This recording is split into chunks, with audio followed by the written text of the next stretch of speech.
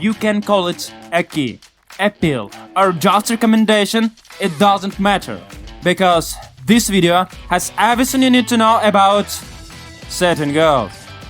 So, my dear viewer, in this video I'll tell you about the 4 biggest mistakes people make when setting goals.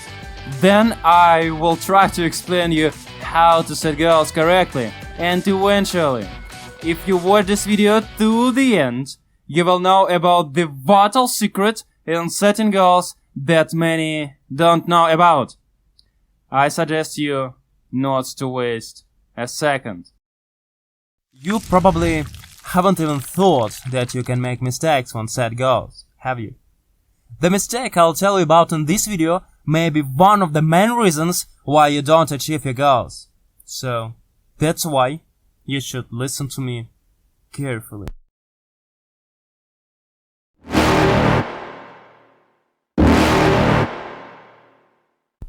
Severely underestimating what it will take in terms of actions, resources, money, and energy to accomplish the target.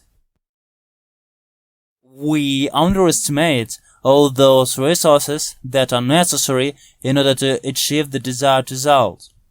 Each of you has an experience of failure.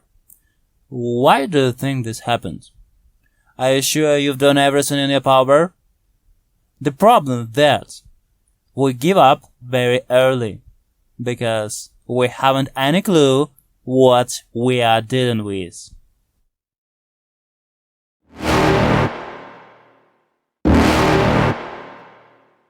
Is to spend too much time competing and not enough dominating your sector. Before setting a goal, you should remember that you have no time to think about how others are doing. Instead of competing, do your best to dominate. If you do so, then you'll have more time to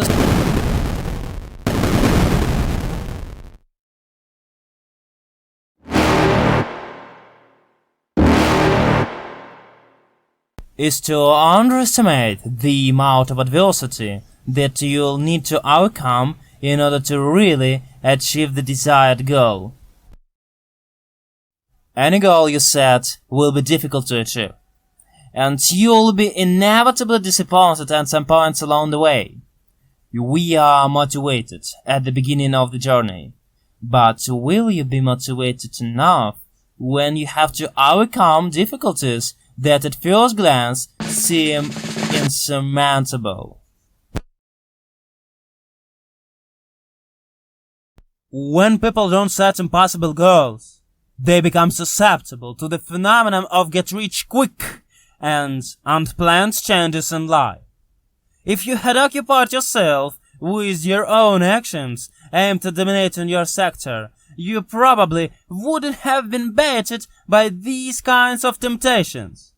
If you look around, you'll likely see that humankind, by and large, tends to set targets at superior level. Many people, in fact, have been programmed to set targets that are not even of their own design.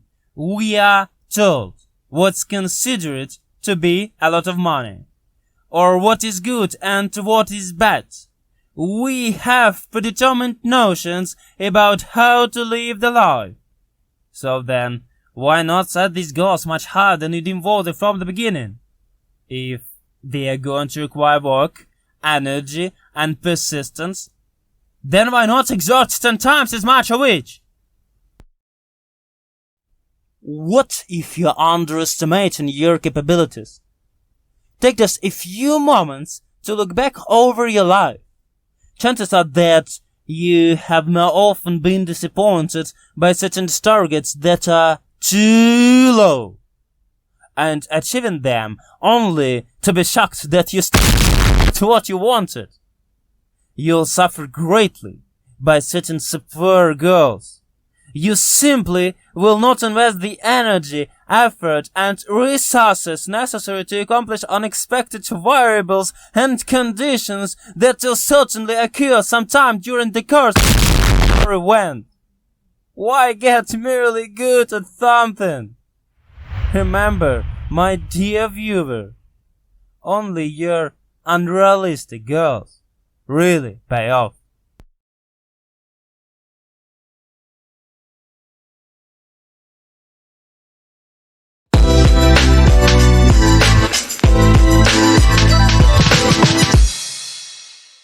First, it is necessary to set the final result immediately. It's necessary to clearly formulate at once what we want to come to us as the result of our efforts. It is very important not to deceive even yourself. If you need money for a car, it is better to immediately indicate the car and not money for it. Who knows which way the desired goal will come to you? Second, it is better if the result you claim will be on the verge of your capabilities. When you don't set a goal that is on the verge of your capabilities, you are not using your full potential and not doing everything in your power to achieve what you want.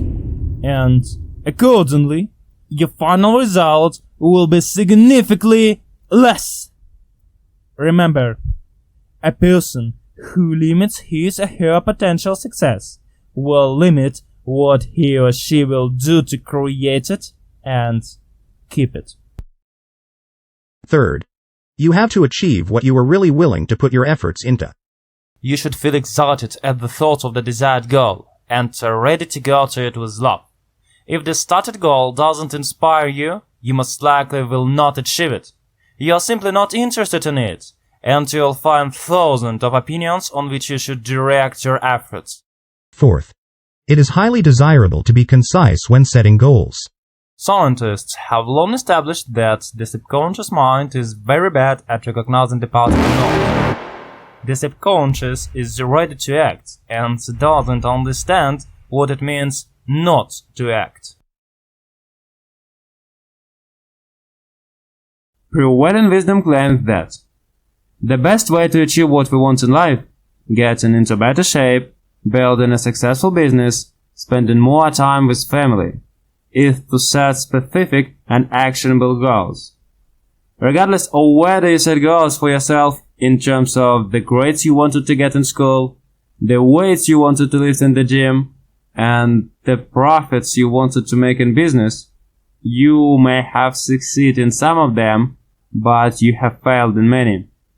In the end, I want you to understand that your results have very little to do with the goals you set, and almost everything to do with the systems you follow.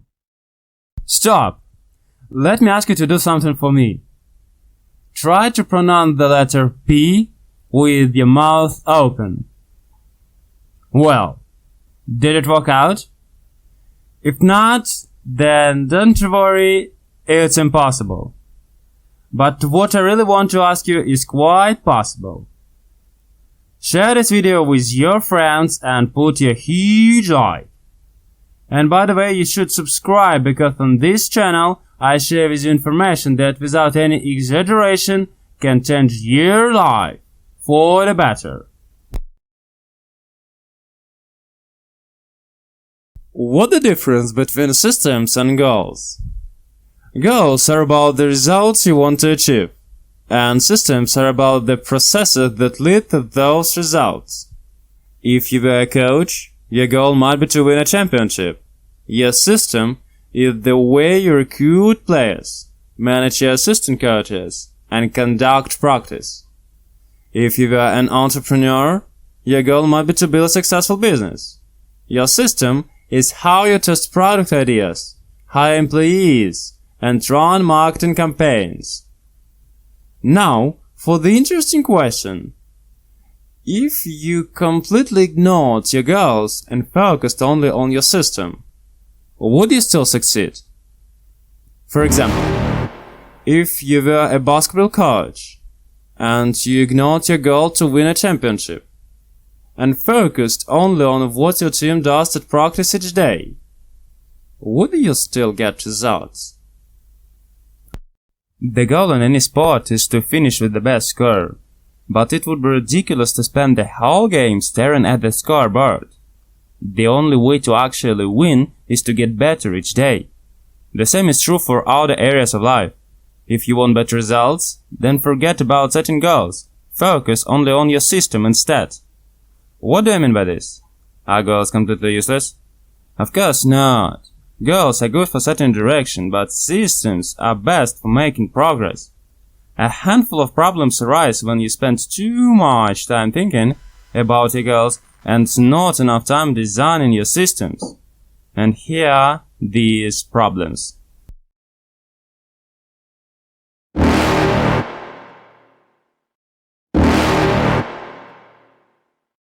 We concentrate on the people who end up winning, and mistakenly assume that ambitious goals led to their success, while overlooking all of the people who had the same objective but didn't succeed.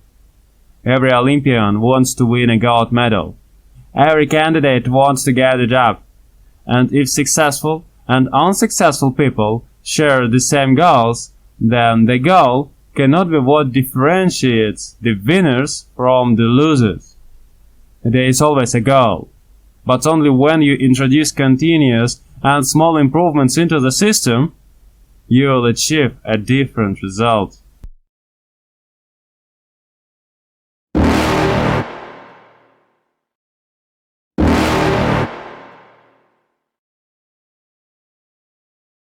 Imagine you have a messy room, and you set a goal to clean it.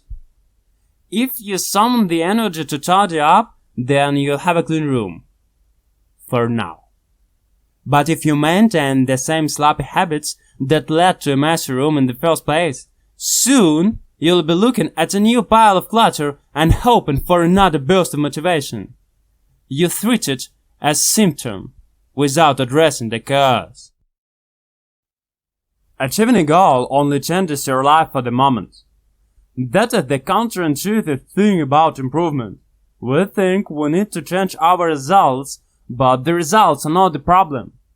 What we really need to change are the systems that cause those results. When you solve problems at the results level, you only solve them temporarily. In order to improve for good, you need to solve problems at the systems level. Fix the inputs and the outputs will fix themselves.